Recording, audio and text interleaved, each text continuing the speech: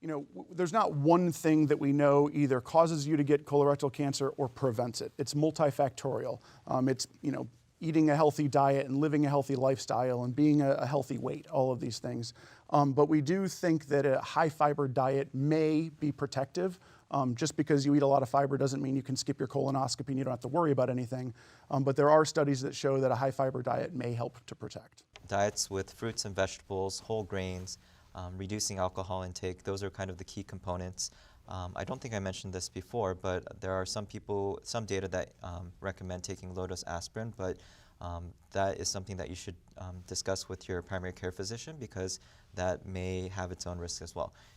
But yes, diet is very important, and we should definitely try to eat healthy so that we can reduce the risk.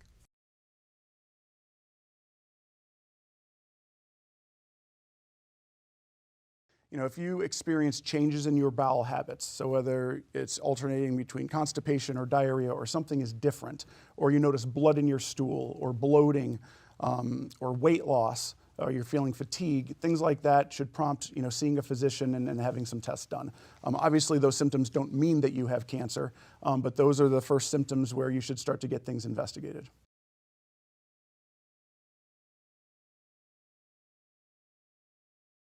In an ideal situation, we're finding polyps before they've become a cancer, and we're removing those and decreasing the incidence of colon cancer.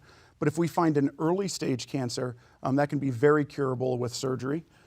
If we find cancer of the rectum, so down closer to the anus, that's where it becomes a little bit more complicated, and there's a multidisciplinary approach to that. But yeah, the earlier the stage of the cancer, if heaven forbid you're found to have a cancer, the more likely it is that that can be cured.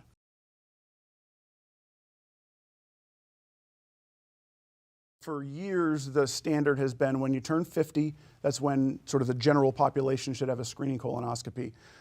As we've mentioned, there's an increased incidence of these young onset patients developing colon and rectal cancer. So patients that are under 50 that normally wouldn't be screened are developing colon cancer and rectal cancer at an increased rate. So the American Cancer Society, as well as the American College of Colon and Rectal Surgeons, has recently changed their recommendations for screening colonoscopies to start at the age of 45. So we're offering screening colonoscopies to everybody who's 45, but there are yet even higher risk subpopulations. So myself, I had a mom that had a cancer.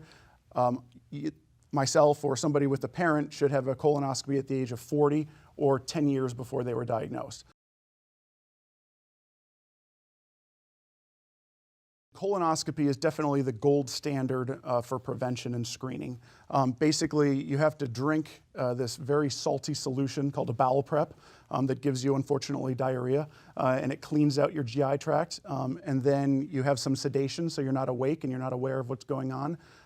And the doctor passes a long flexible camera or a long scope and evaluates the lining of the entire colon and rectum. Again, looking for small polyps or early cancers. And like I said, if you can intervene on those polyps before they turn into a cancer, you're potentially decreasing the incidence of having a cancer.